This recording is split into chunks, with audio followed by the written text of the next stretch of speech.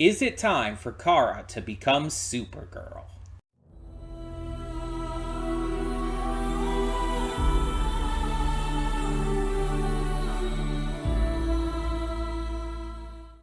Hey everyone, welcome to Princess Gay. I'm your host Connie, and today we are here with the finale, Season 2, Episode 10 of My Adventures with Superman. The finale of Season 2, I should specify. Not the finale of the series, because we have a third season already confirmed, and maybe more. I would love more. So a question I asked last time is, where do you go from Brainiac? And I actually had a comment that gave a few suggestions, and one suggestion that I didn't think about that I really feel like I should have is Darkseid. Um, Darkseid, though, I feel is a bit too much of an upgrade.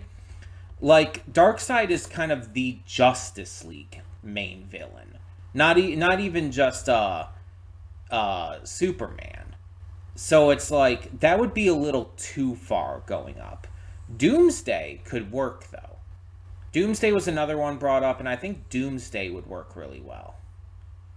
Because Doomsday is very strong and obviously a big problem. And I could see different ways you could connect that even to Waller and Lex and the entire thing going on with Task Force X. But plus that goes into the common theme of this series so far with, aliens and whatnot. But at the same time, it's more doable than certain other things would be. Now we also do still have Cyborg Superman possibility for the future, because we have the guy in the series. He just isn't Cyborg Superman here, but that possibility could come into play, especially with Task Force X. So there's options. There's options. But let's focus on the now. So right now, Brainiac is currently winning. He is taking down all the enemies. Task Force X isn't really able to do anything at the moment. He's stopping even the Kryptonians, and it's a problem. But we know somehow they're going to win, and it's got to be in connection to Kara. She's got to be the clincher here. Because Kara is the big character this season. Like, obviously, Clark, Lois, Jimmy, they all have great roles to play. They're still main characters. But Kara is kind of on another level this season.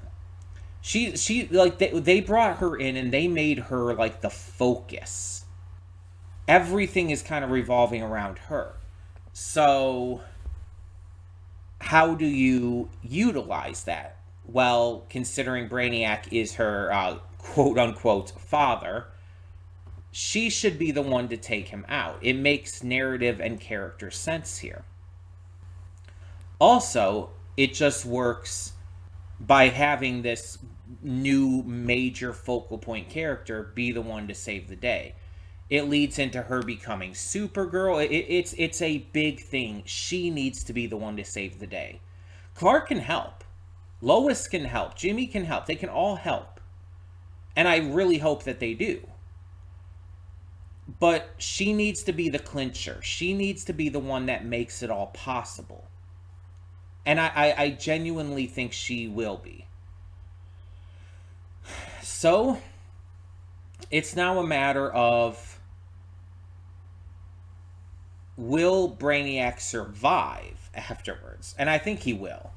Like I've said before, after being defeated, I think he'll just kind of respawn in another body.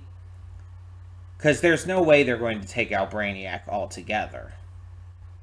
It just wouldn't make sense for the character to just destroy him, like, completely, flat out, in one battle.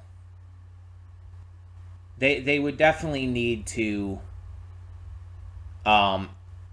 They would definitely need to make it so that he did survive and can come back in the future. I'm also wondering if this last episode will have a tease. Like, the first season had a tease at the end of the last episode that teased Kara and Brainiac. So I'm hoping that this one does the same. It doesn't even have to tease a villain. It just has to tease something. It can tease something with Task Force X. It can tease something with Lois's father, maybe having him like come back in some way. It could tease a lot of things. There's a lot of different ways they could go about it, but I really want them to do that again because I think that would be just super satisfying. So, all of that being said, though, I think we should just get into this. I'm super excited. I can't wait to see how this ends. I'm sad that it's ending, but at the same time, this season has been so fucking good. Leagues above season 1, and I loved season 1. So, let's see what the finale of season 2 of My Adventures with Superman has in store for us. Let me cut in here real quick to remind you that we have a lot of awesome content on the channel. A plethora of series reactions every Monday through Friday with 2 on Friday. We also have movie reactions every Saturday and Sunday, as well as a few Let's Plays on the channel. We alternate days between Horizon Forbidden West and Baldur's Gate 3, and Anno Mutationum is on Saturdays. Please, go to the description below and follow the link to this video's reaction. It is redirected for copyright. And don't forget to like and subscribe for all future content on Princess of Gay. Thank you so much. See you all at the reaction. And we are back, and we'll begin with spoilers in 3, 2, 1, now. So no big stinger at the end here, but we do have some stuff playing over the credits and all. And I think the most notable things is that Waller is still at large. That little news program bit showed that she is considered a criminal now. She is not, I guess, the general of Task Force X anymore. Slade is now directly working for Lex at the newly minted LexCorp. Yeah. Just some light setups. Not any huge ones comparatively. But it went down kind of like I was expecting. Like I said in the pre-thoughts, I was thinking that it was going to go down in a way to where, oh yeah, Kara would be the clincher, but everyone would have like an impact in it. Everyone would have a part to play, and that is exactly what happened. In fact, more than I thought, because we had everyone return. Like, not only Lois's father, but we had villains from the first season, that the sibling trio, Banshee and her brothers and all, they returned. We haven't seen them since season 1. At least I don't think we saw them this season. If we did, it was like a small cameo bit. Like maybe in Task Force X's headquarters. But that's about all that they might have been shown for. But we had, obviously, Leslie and her girlfriend return. We had just everyone. Everyone was fighting, except Lex, who just, pissed off. Like, even Waller stayed around and helped fight. Like, you gotta give her at least that much. And I've said it before, Waller clearly, believes she's trying to do the best for humanity and for the Earth. She does truly believe that she is the good guy here. And that's pretty much always the case with Waller. But what also is always the case with her is that she always goes too far. She always believes that the end justifies the means, and that the means are by any means necessary. Even if that means hurting innocent civilians and whatnot, she doesn't give a shit. And that is definitely what makes her different than Sam. Sam Lane may be a tough cookie. He may be, not the best father and maybe having some issues as a person, but he does genuinely care about humanity. Waller is power hungry and uses a kind of viewpoint she has about protecting humanity as a means to enact her power. It's basically like she wants to protect humanity just so she can have the power over them. She doesn't want to protect them for their own sake to, actually help. That's the difference there. We also have some interesting things brought up in this that I just didn't think about, such as the sun's energy. Like, even as they're, like, in space with Brainiac and everything and going towards the sun, my mind was not connecting about how the sun powers them up. But it's like, when it clicked hard. It's like, I'm a fucking moron. It's like, yeah, the sun is literally a battery for them. It powers them up beyond their normal capabilities. Which is why they're able to power through the kryptonite beam and get to destroying Brainiac. Because kryptonite basically means nothing to them when they're powered up fully by the sun like that. And it's ironic, too, because Brainiac literally shot Kara into the sun. He literally caused his own doom. And it's really funny because I think at the end there he was getting kind of desperate and scared. I think he genuinely was, like, scared of them at that point. And he was so desperate to wipe them out that he stopped thinking properly. Because Brainiac his entire thing is his intellect. He's exceptionally smart. No matter which version of him you're talking about. Brainiac's intelligence is kind of his thing. So the fact that he didn't, and especially with Brainiac in this case being a creation of Krypton, a literal war program, it's like, you would think that he would not only know that the sun would power them up, but he would be avoiding that at all chances. But again, he was so desperate, he wasn't thinking clearly. He was just acting on instinct and anger and aggression and whatnot. So he if he really stopped to think about it, he could have won that fight, I'm sure, if he kept them away from the sun. Honestly, if he shot Kara out into, like, the middle of space with that kryptonite beam away from the sun, that probably would have worked a lot better. But Brainiac's, at least this version of Brainiac, his biggest issue is definitely his ego. Dude has a god complex like we haven't seen in this series, at least, before. Like, Jesus. Like, that is insanity. He was kind of his own downfall in a lot of ways, but that's not to obviously discount anyone's contributions in this. Kara was definitely the clincher, though. Without her, it wouldn't have, like, been finalized, and she was the one who needed to fully defeat him in the end. She was the one who did need to deliver that killing blow. It was so perfect. It needed to happen that way.